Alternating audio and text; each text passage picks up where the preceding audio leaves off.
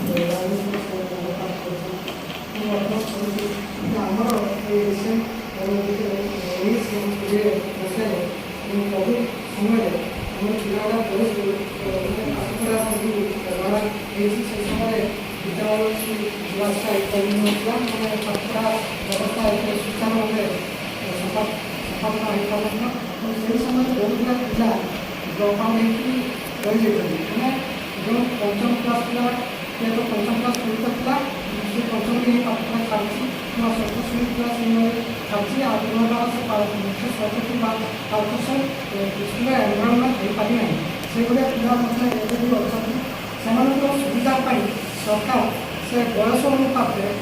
As advocate class के revision करने से आह्वान करदी से पिला भी अच्छा आपण पाखे खाली से पिला जे बयस अष्टम क्लास पंचम श्रेणी पढ़ित पिला पंचम छाड़ी से बर्तमान अष्टम श्रेणी पढ़ा बयस होगा ताले से जब पिला अच्छा अष्टम श्रेणी पर्यटन से एडमिशन होगी पुनश्च पाठ पढ़ा कंटिन्यू करेंगे यही विषय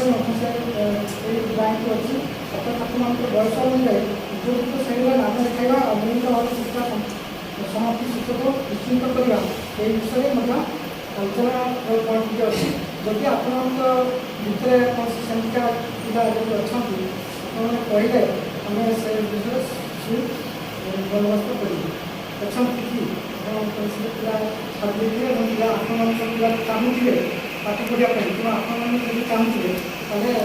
आम से विषय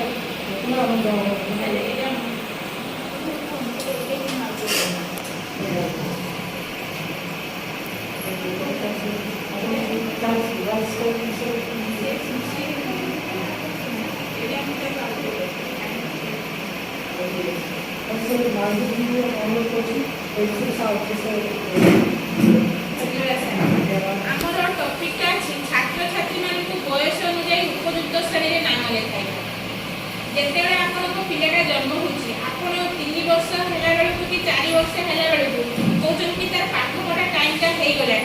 कहीकि विद्यालय आडमिशन करूना तो प्रत्येक जिन आपण मैंने आडमिशन करा आडमिशन हो पाठ पढ़ुची किंतु मझे से पाठ पढ़ा छाड़देला मन कर षष्ठ श्रेणी पढ़ी 10-11 वर्ष षष्ठ श्रेणी पढ़ी से तार पाठ पढ़ाटा छाड़देला तापर 3-4 वर्ष चलीगला 3-4 वर्ष पर चलीगला पुणी विद्यालय को आसवे आसी कहे कि आम पिलाटा को यही श्रेणी आडमिशन करा देखो ता भर से षष्ठ श्रेणी पढ़ी 10 वर्ष होता 4-5 वर्ष जो गेप हो गला से 15 वर्ष है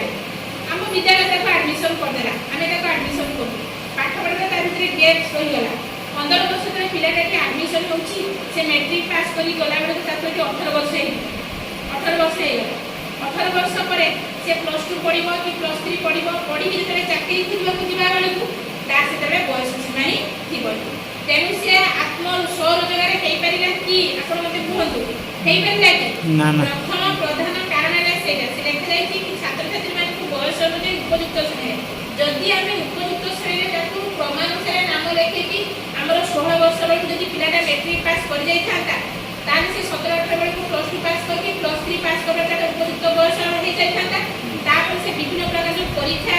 बा धंदामूलक कार्यक्रम आजिकल जहाँ भी है मैट्रिक पास सर्टिफिकेट रही बयसर आवश्यकता पड़ुची जो भी एंट्री करके से पढ़ो ताले से उपयुक्त हो पारता किंतु जब से पढ़ा ड्रप करदेला केते वर्ष पर तार मन हवा आसिक पढ़ो पढ़ी के पास करने गला बेले को सेते चाकरी मिल कि ये गोटे प्रधान समस्या द्वितीय कथा पाठ जड़े गार्डियन अच्छे पिला कौन कर स्कूल पठेदेले तार पढ़ला पूरी 5-6 वर्ष रहीगला जदि पिला 5-6 वर्ष पढ़ा ड्रप आउट होती रहीगला आम पंचम श्रेणी पिलाटा पढ़ुला ताको कौन करदे ताको कहते नवम श्रेणी के एडमिशन करदे से पंचम रु नवम श्रेणी रहिला जिनसटा से पाठटा जानि पारले तापर 5-6 वर्ष जो गैप रहीगला से पाठ विषय किसी जानि पारे आमे जे पिला को 9th क्लास रे पाठ पढ़ेगु आमे 9th क्लास सिलेबसटा पढ़ेबा में चेष्टा करिबु ना प्रथम रू ताको पढ़ेबा आपन माने को 9th क्लास पिला को 9th क्लास पाठ पढ़ेगु आमे जे 9th क्लास रो कोर्स पाठ पढ़ौथुबा सेते से पिलाटा किछि भी बुझी पारिबो ना किछि जदि बुझी न पारिबो से पास करि पारिबो कि आपन माने निते कहू पास करि पारिबो पास जेमि कि आपन मानकर जमी अछि आपन माने जमीटा को बारंबार कर्षण करिकि चाष करूछन कि तार सार खत जत्न दउछन कि आपन जमीरा प्रत्येक वर्ष फसल भल होउछि जदि आपन जमीरे आपन चाष न करिवे 3-4 वर्ष पड़िया पके देबे तापर जे कि सेटा फल करिवे खाली मुन्नता भितर चालिबो कि चालिबो नै एटा ठीक सेमिति कथा तेनो आपन माने हो कि आपन माने को परिसर रे जो माने अछि जो माने पिला के पाठ पढ़िया पे पठौ नै तो तांकू दया करी कहिबे कि सेमाने पिला को ड्रप आउट करी रखिबे नै आ विद्यालय को नियमित छाड़िबे गोटे विद्यालय पाठटा आदि गोटे पाठ पढ़ा गला पाठ पढ़ा तापर कंटीन्यूअस रैंडम चलिबो ना सीरियल अनुसार चलिबो आदि पिला क वर्डटा शिखिछि कम हो गेला ख ग म शिखिलानी तापर कि जटा शिखिबो सेते कि म ज छ ज रहिला से केमति शिखिबो से पछे कि रहिला ना रहिला तेनो सार को कहबार प्रथम कथा हला विद्या माने पिला को ड्रप आउट करके रखंतु नाही आ जो माने ड्रप आउट हेइ अछंती सेमाने को मोर कि सेमाने एडमिशन हेबे एवं पढिबाटा रेगुलर करिवे आ जो माने पढुचंती हेबे सेमाने ताको पढाटा छाड़िबे नाही आ विशेष करी एई स्कूल रे हम ना लिखिछु पिला को गार्डियन आसी पिला को ना लिखि चंती किंतु फोन करा फोन नंबर लागो कि पिला को सीरियल रे एक्सेस फोन भी करिवे ताको फोन भी लागो जदि किछि पिला अछंती आज आसीले 10 दिन पर तापर आधर आसे किंतु गार्डियन के आसी कि पचार कि मोर छडा काहे स्कूल आसी सर केबे से गार्डियन से पिला क्वेश्चन करछि कि करि माने आपन मानक सहयोग न रहला हम किछि करि परिबे नै जदि कोइ पिला फ्रीक्वेंटली एब्सेंट हो त हम कोन करि परिबा हम रेगुलर आसीले आमे जानि को पिलाटे रेगुलर आछि एमिति पढुछि सेमिति कोच हम ता विषय जानि पारे से हम नजर रहिबो किंतु गोटे पिला आज स्कूल आसीबो तो 15 दिन बंद होला पुनी दिन स्कूल आसीबो आज तो एबे तो दंडा मुक्त हो जायछि पिला माने को कथारे के हम आघात करि परिबा नै एमिति आपण माने कोइ हां कहतु किछि नै जदि आमे किछि कहले किछि भी हमर भूल हेले संगे संगे बाहर पब्लिक से तो गार्डियन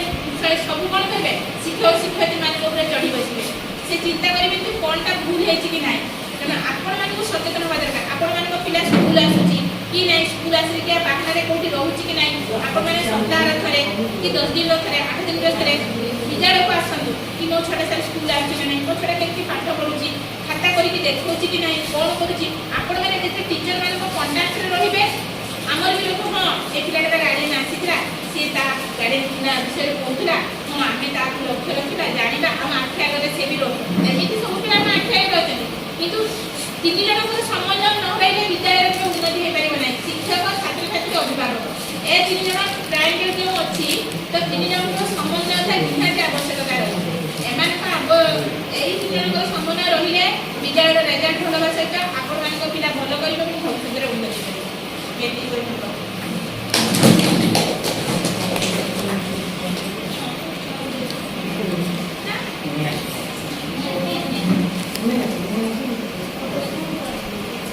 ବର୍ତ୍ତମାନ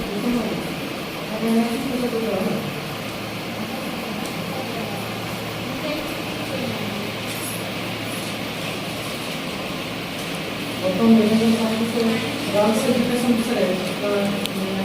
ମୋର ଝିଅ ଶିକ୍ଷା କେମିତି ପାଇପାରିବ ଏବଂ ତା'ର ଶିକ୍ଷିତ ହେଲେ କ'ଣ ସୁବିଧା ହେବ ସେ ବିଷୟରେ ରାତିରେ ନିବେଦନ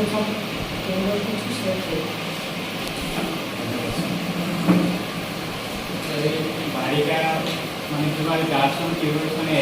ଶିକ୍ଷା ଲାଭ କରିପାରିବେ ଆଗରୁ ଗୋଟେ ମିଟିଂ ଥିଲା ଏବେ ଗଭର୍ଣ୍ଣମେଣ୍ଟର ଗୋଟେ ଲିଷ୍ଟ ଆସିଥିଲା ସେଇ ସମୟରେ ମୋ ସହିତ ଥିଲା ଆମର ମୟୂରଭଞ୍ଜଟା ସବୁଠାରୁ ଲାଷ୍ଟ ଲିଷ୍ଟ ଥିଲା ଯେଉଁଟାକି ହେଉଛି ବାଳିକାମାନେ ହେଉଛି ଶିକ୍ଷା କ୍ଷେତ୍ରରେ ବହୁତ ପଛ ରହିଯାଉଛି। ତାର ବିଭିନ୍ନ ପ୍ରକାର ତାର କାରଣ ଅଛି ମୁଖ୍ୟ କାରଣ ସେ ହେଲା ଦିଦି କହିଲେ ଯେ ବର୍ତ୍ତମାନ ପିଲାମାନେ ବହୁତ ଇରେଗୁଲାର ହେଉଛନ୍ତି ରେଗୁଲାର ହେଉନାହାନ୍ତି। ଦ୍ୱିତୀୟତଃ ତାର ଯେଉଁ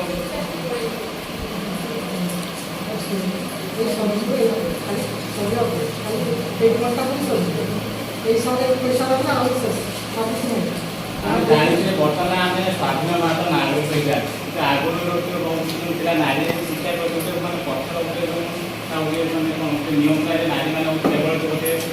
ଗୃହ ଭିତରେ ରହି କୌଣସି ବାହାର କୌଣସି ଶିକ୍ଷା ଲାଭ କରିପାରେ ନାହିଁ। ଏବଂ ଯାହାଫଳରେ ସେଠୁ ଆମର ଜଣେ ଲେଖକ ଥିଲେ ଫକୀରମୋହନ ସେନାପତିଙ୍କର ଜାଣିଥିବେ ଆପଣ ରେବତୀ ଗୋଟେ ଲେଖିଥିଲେ ଯେ ନାରୀ ଶିକ୍ଷା ଉପରେ ରେବତୀ ଜଣେ ଥିଲେ ଯେ ନାରୀ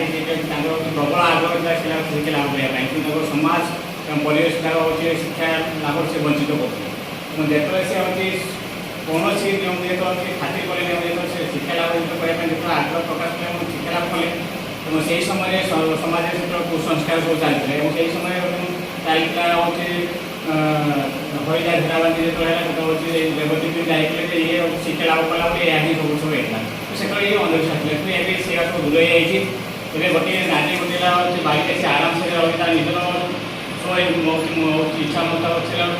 ବହୁତ ସେ ଶିକ୍ଷା ଲାଭ କରିପାରିବେ କିନ୍ତୁ ବର୍ତ୍ତମାନ ଯେହେତୁ ହେଉଛି ଆମର ହେଉଛି ମୟୂରଭଞ୍ଜଟା ମାନେ ପୁରା ଲିଷ୍ଟ ଆଗେ ରହିଯାଇଛି ଯେ ମୟୂରଭଞ୍ଜ ଦେଖାଯାଇଛି ଯେ ବାଳିକାଟି କାହିଁକି ସେ ଶିକ୍ଷା ଲାଭ କରିପାରିବେ ତାର ମୁଖ୍ୟ କାରଣ ପ୍ରଥମ କାରଣ ହେଉଛି ହେଉଛି କ'ଣ ବାଲ୍ୟ ବିବାହ ରହିଯାଇଛି ଆମର। ତ ବର୍ତ୍ତମାନ ମଧ୍ୟ ହେଉଛି ସମାଜ ଏତେ ଡେଭଲପମେଣ୍ଟ ହେଇସାରିଥିଲେ ମଧ୍ୟ ଆମର ଆଜି ମଧ୍ୟ ବାଲ୍ୟ ବିବାହ ରହିଯାଇଛି ଯେଟା ଦେଖିବ ଅଧିକାଂଶ ଆମ ସ୍କୁଲରେ ଯେଉଁମାନେ ଲାଇନ୍ ଲାଗି ଯଦି ସେମାନେ 9th କ୍ଲାସ୍ ଆସୁଛନ୍ତି 10th କ୍ଲାସ୍ ଆସୁଛନ୍ତି ସେମାନେ ଦେଖିବ ସେ ପିଲା ମଧ୍ୟ ସେ ବାହା ହେଇଯାଇଛନ୍ତି। ମୋର କହିବା କଥା ଯଦି ଆମେ ହେଉଛି ଅଭିଭାବକ ହିସାବରେ ଯଦି ଆମେ ସେ ପିଲାଟି ବାହା କରିଦେଲୁ ଯେହେତୁ ଆମେ ଜାଣିଛୁ ଯଦି ସେ ଛୁଟି ଆମ ପରିବାରରେ ରହିଲା ତାହେଲେ ହେଉଛି ନିଶ୍ଚିତ ସେଟା ଆମେ ବୋଝ ବୋଲି ଜାଣୁ କାରଣ ତା ତଳକୁ ଆହୁରି ତାଙ୍କ ସାନ ଭଉଣୀ ରହୁଛନ୍ତି। ଯଦି ଆମର ନିଜର ବୋଝକୁ ହାଲୁକା କରିବା ପାଇଁ ଆମେ ତାଙ୍କୁ ବାହା କରିଦେଉଛୁ ତାହେଲେ ସେଇଟା ସେଇ କ୍ଷେତ୍ରରେ ସେଇଟା ଆମେ ମସ୍ତ ବଡ଼ ଭୁଲ କରୁଛୁ। ତାର କାରଣ ହେଲା ଯେଉଁ ଝିଅଟି ସେ ବାହା ହେଇକି ଯାଉଛି ତାର ଅର୍ଥ ସେ ମାନସିକ ସ୍ତରରେ ସେ ପ୍ରିପେୟାର ନୁହେଁ ପ୍ରସ୍ତୁତ ନୁହେଁ ଏବଂ ଦ୍ୱିତୀୟ କ'ଣ ତାର ଶାରୀରିକ କ୍ଷେତ୍ରରେ ମଧ୍ୟ ସେ ପ୍ରସ୍ତୁତ ନୁହେଁ ଏବଂ ଯେଉଁ ପିଲାଟି ସେ ବାହା ହେଇକି ସେଟା ଗୋଟିଏ ପିଲାକୁ ସେ ଜନ୍ମ ଦେଉଛନ୍ତି ସେ ଝିଅଟିର ତାର ଶାରୀରିକ ଅବସ୍ଥାର କ'ଣ ହେଇଯାଇଥାଏ ଆଉ ସେଇ କ୍ଷେତ୍ରରେ ସେ ପିଲାଟି ସେ କ'ଣ କରିବାର ସେ ପ୍ରତିପୋଷଣ କରିବ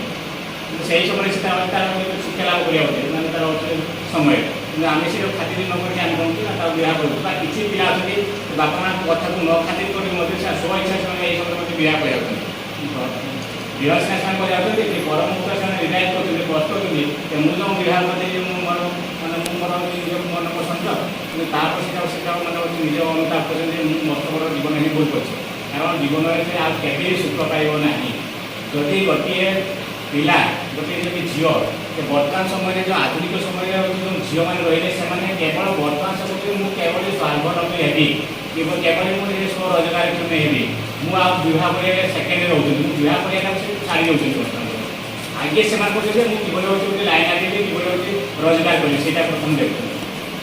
ଯଦି ଗୋଟିଏ ବାଳିକାଟି ଯଦି ସେ ହେଉଛି ରୋଜଗାରକ୍ଷମ ହେଇଗଲା ତାହେଲେ ସେ ବିବାହ କଲା ପରେ ମଧ୍ୟ ତାର କୌଣସି ଅସୁବିଧା ହେବ ନାହିଁ କାରଣ ସେଟା ସେ ମେଣ୍ଟାଲି ଏବଂ ଶାରୀରିକ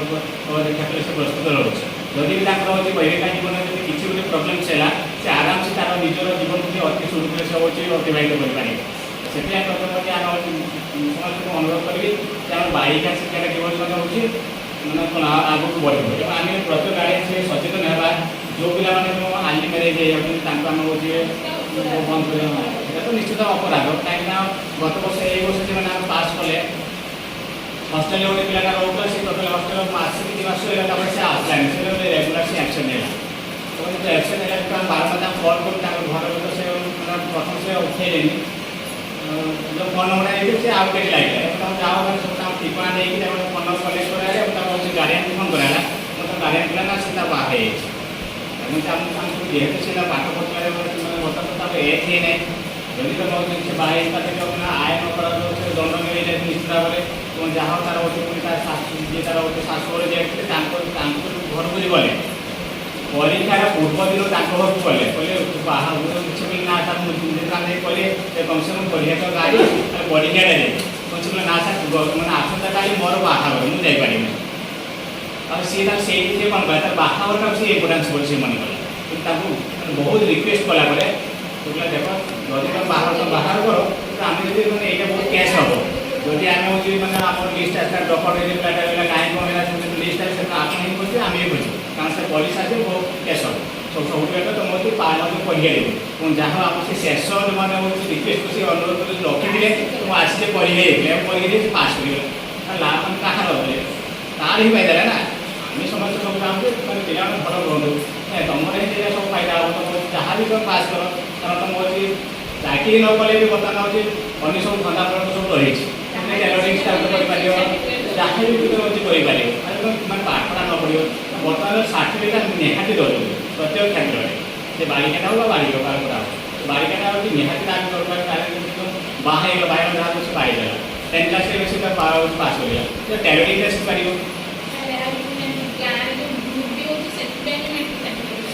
ସେଟା ଏସ୍ଏସ୍ସି ଗ୍ରୁପ୍ ରହିଲା ମିନି ଅଙ୍ଗନବାଡ଼ି ଯେଉଁ ସବୁ ଅଛି ତ ସେଇଟା ନିହାତି ସବୁ ସାର୍ଟିଫିକେଟ୍ ଦରକାର ହେଉଛି ସେଥିପାଇଁ ଆମେ ସେଇଟା ଧ୍ୟାନ ଦେବା ଯେ ବାଳିକା ହେଉଛି ତାର ଶିକ୍ଷାରେ କିଭଳି ତାର ଅଭିବୃଦ୍ଧି କରିବ ଏବଂ ସମସ୍ତେ ଆମ ଚତୁଃ ପାର୍ଶ୍ୱ ସେମାନେ ଅଛନ୍ତି ସେମାନଙ୍କୁ ଆମେ କହିବା ଯେ ହେଉଛି କୌଣସି ଝିଅଟି ହେଉଛି ସେ ଘରେ ନ ରଖିକି ସେ ବିଦ୍ୟାଳୟକୁ ପଠାଇବେ ଏବଂ ବିଦ୍ୟାଳୟକୁ ଆସି ସେ ଆରାମ ତାର ହେଉଛି ନିଜର ଶିକ୍ଷାଟା ହେଉଛି ବଜାୟ ରଖିବେ ଧନ୍ୟବାଦ। ବର୍ତ୍ତମାନ ଆପଣମାନଙ୍କୁ ଟିକେ ସମୟ ଦେଉଛି ଆପଣମାନଙ୍କୁ ଯାହା କହିବାର ଅଛି ତା ସମ୍ପର୍କରେ ଆପଣଙ୍କ ମତାମତ ଆମ ସମ୍ପର୍କରେ ଉପସ୍ଥାପନ କରନ୍ତୁ ଆପଣଙ୍କୁ କେମିତି ଆପଣଙ୍କର ଆଉ ଟିକେ ଉନ୍ନତି ହେଇପାରିବ ସେହି ସମୟରେ ଆପଣ ଟିକେ କୁହନ୍ତୁ ଯଦି ସମ୍ଭବ ହୁଏ ଆମେ ସେଇଭଳିଆ ଡାକ୍ତର ଶିକ୍ଷାକୁ ଆମେ ପାଠ ପଢ଼େଇବୁ ଏବଂ ତା କଲେ ଆମେ ସେ ପିଲାର ଉପସ୍ଥିତ ଉନ୍ନତି କରିପାରିବ ବା ସେ ଆଗକୁ ଉନ୍ନତି କରିପାରିବ ବର୍ତ୍ତମାନ କୁହନ୍ତୁ ତାର କ'ଣ ପ୍ରୋବ୍ଲେମ୍ ସଜେସନ୍ ଦିଅନ୍ତୁ ଯେ ଆପଣମାନଙ୍କୁ ପିଲା କେମିତି କମରେ ଛୋଡ଼ିପାରିବେ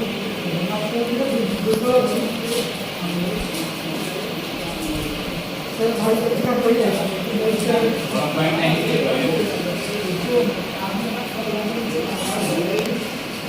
ଆଜିର ସମୟରେ ସାର୍ ଏ ସମୟରେ ଝିଅମାନଙ୍କ ସଂଖ୍ୟା ପାଠ ପଢ଼ାର ଅଧିକା ଆଗେଇ ଚାଲିଛି କିନ୍ତୁ ପୁଅମାନଙ୍କ ସଂଖ୍ୟା କମି କମି ଚାଲିଛି ଏହାର କାରଣ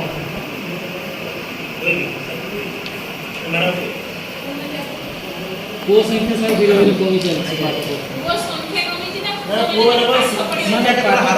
ମାନେ ଶିକ୍ଷାଗତ ହାର କ'ଣ ପୁଅ ସଂଖ୍ୟା ପାଠ ପଢ଼ିବା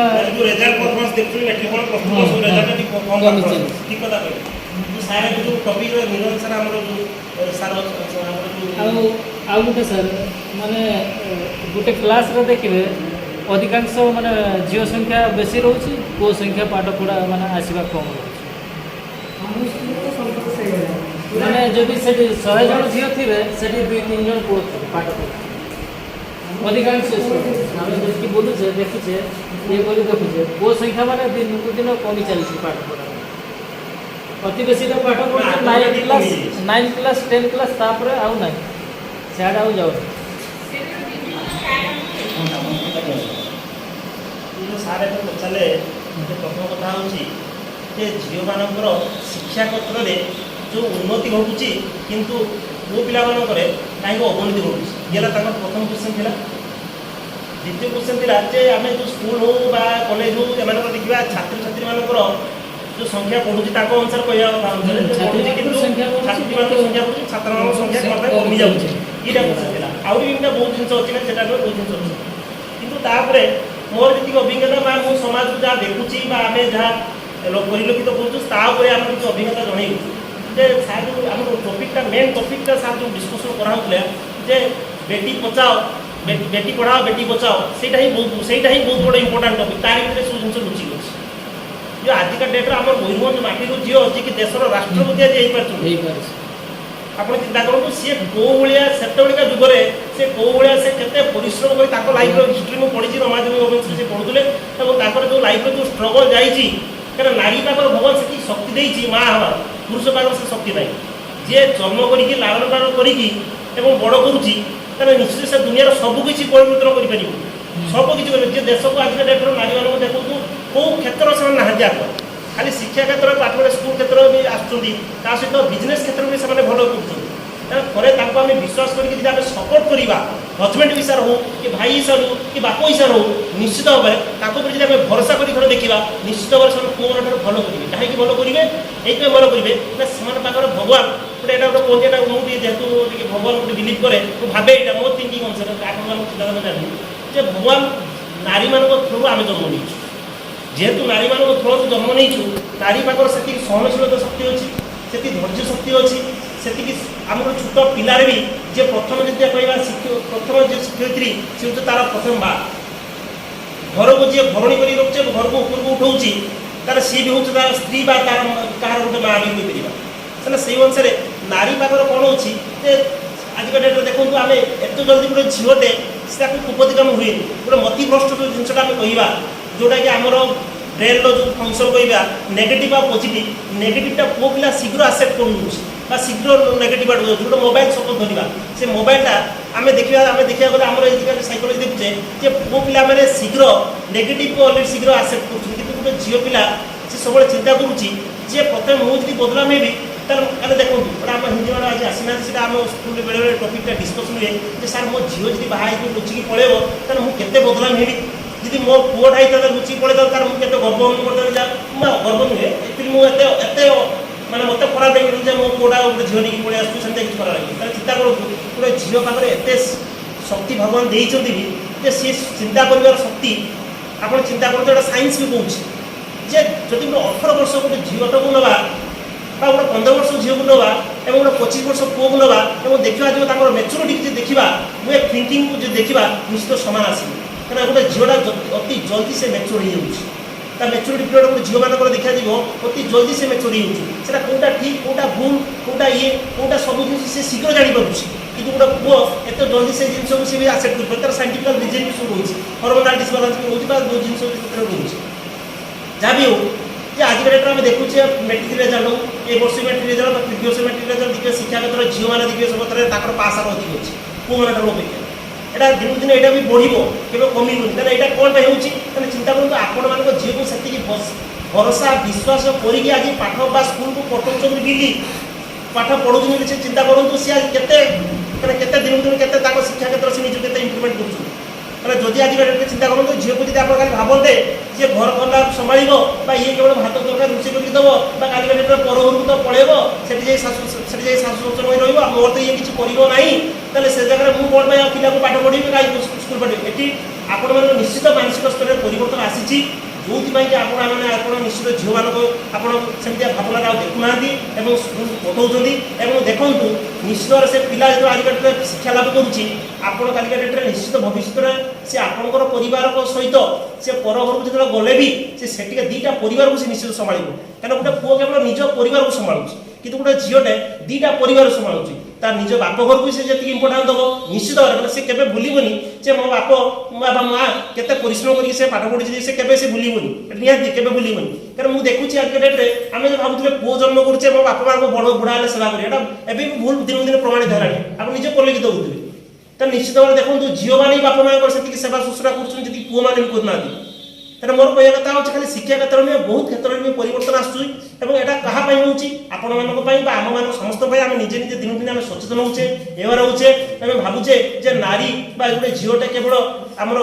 ଘରେ ରହିକି ବା ଘର ଓଢ଼ଣି ଦେଇକି ବା ଘରେ ରହିକି କେବଳ ଭାତ ତରକାରୀ ବା ଘର କାମ କରିବ ଏବଂ ପରଘର ଗଲେ ସେଇ ଯେଉଁ ଶିକ୍ଷାଟା ଆମେ ଶିକ୍ଷା ଦେଇଥିବୁ ଘର ଗଲେ ସେଇଟା ସେ କରିବ ୟା ନୁହେଁ ନାରୀର ଜନ୍ମ ସେ କେବଳ ସେୟା ପାଇଁ ନୁହେଁ ନାରୀର ଜନ୍ମ ହେଉଛି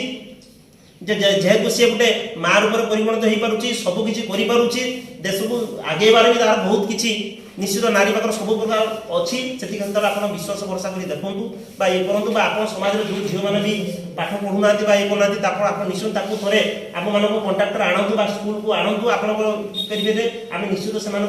আওয়ার করাইবু আউ যে বাল্য বিবাহ কথা হচ্ছে বাল্য বিবাহ তো জীবনের ভিতরে নিশ্চিত সমস্ত বিবাহটা রয়েছে কাহার নাই যে বয়স 40 ବର୍ଷ ହେଲେ ବିବାହ କରୁଛି 30 ବର୍ଷରେ ବିବାହ, କିନ୍ତୁ ବାଲ୍ୟ ବିବାହର ବହୁତ ପ୍ରକାର ସାର୍ ଯୋଉ କହିଗଲେ ବହୁତ ପ୍ରକାର ମାନସିକ ଶାରୀରିକ ସ୍ତରରେ ସେ କେବେ ସେତିକି ମେଣ୍ଟାଲି ସେ ବିପାର ନଥାଏ। ଆମେ ସେଦିନ ତାକୁ ବାହାର କରିଦେଉଛୁ। ତାପରେ ଯୋଉ ନେଗେଟିଭ ଜିନିଷ ଗୁଡ଼ାକ ଆସୁଛି ମେଡିକାଲ ସାଇନ୍ସରେ ବି ଆପଣ ଦେଖୁଥିବେ, ମାନେ ପିଲାର ପ୍ରେଗନେନ୍ସି ପ୍ରୋବ୍ଲେମ୍ ହଉ କି ଅନ୍ୟାନ୍ୟ ହର୍ମୋନାଲ ଡିସବାଲାନ୍ସ ହଉ, ସେସବୁ ଜିନିଷ ଆସୁଛି। ସେଥିପାଇଁ ଆପଣଙ୍କୁ ନିହାତି ଆମେ ନିଜେ ବାପା ମା ହିସାବରେ ଆମକୁ ସଚେତନ ହେବା ପାଇଁ ପଡ଼ିବ। ଯଦି କିଏ ବୁଝିପାରିଲେ ବା ଏଥିରେ କିଏ ଭୁଲ ବାଟ କରୁଛନ୍ତି, ନିଶ୍ଚିତ ଆମକୁ ସାର୍ମାନଙ୍କୁ କୁହନ୍ତୁ। କେବଳ ଆମେ ନିଶ୍ଚିତ ସେଥିରେ ସାର୍ମାନେ ଯାଇକି ସହଯୋଗ କରିବୁ। ଆଉ जो सार कहले जे आपनकर कॉलेज बा विद्यालय मानकर झील मानकर संख्या बढ़ुची, एटा कौ मान हो पारुची केवल आपण मान ही पारुची। कहीं आप झील को से विश्वास भरसा करुँचे जे ना मो झील पाठ पढ़ो मनीष हम, जो आप विद्यालय को पठेवा जो तो आज हारटा बढ़ी। आप न पढ़ी से केमी हारटा बढ़, आप आग काल में हारटा आसुला से झील मान नी से किंतु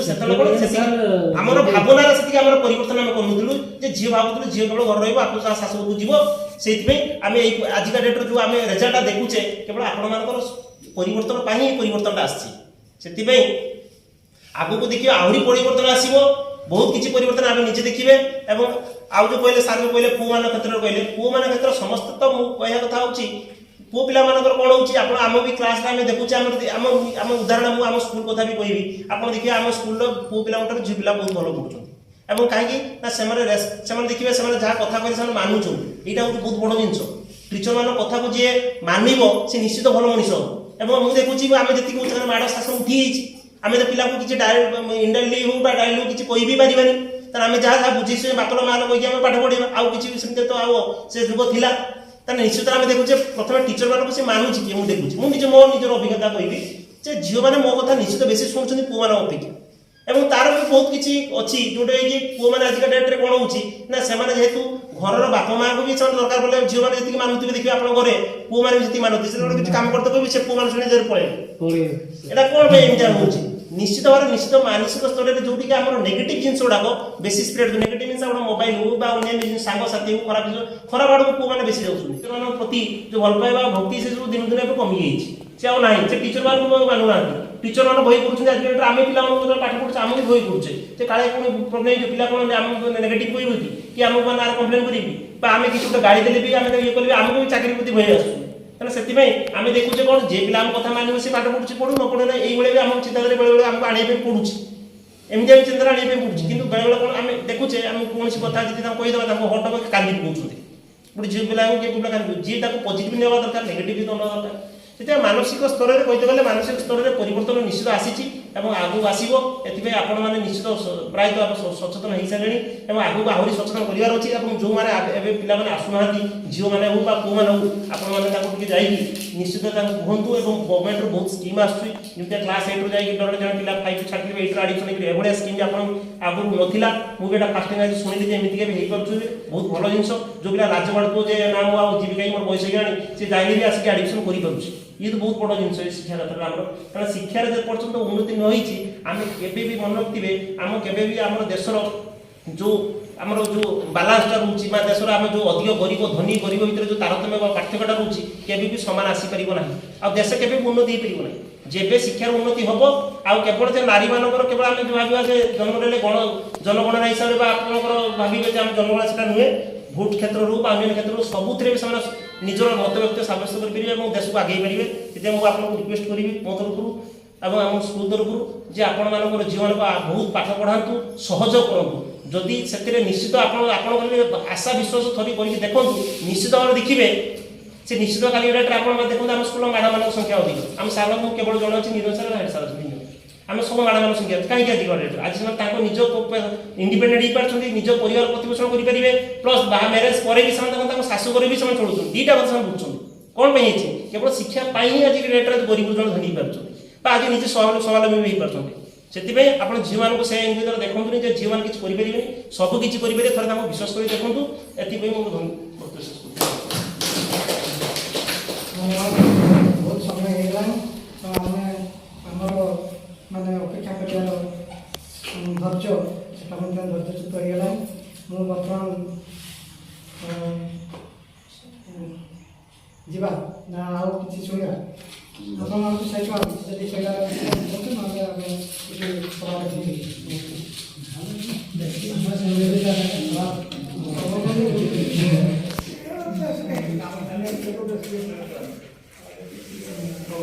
তাহলে আজকের সভাটাকে সমাপ্ত করতে चलो बन चलका पे आंजम के ताबना अड़ी इम्पोर्टेंट कथा सार आर दीदी को ले किया तबे कमेंट करते पे बड़ा होचुइया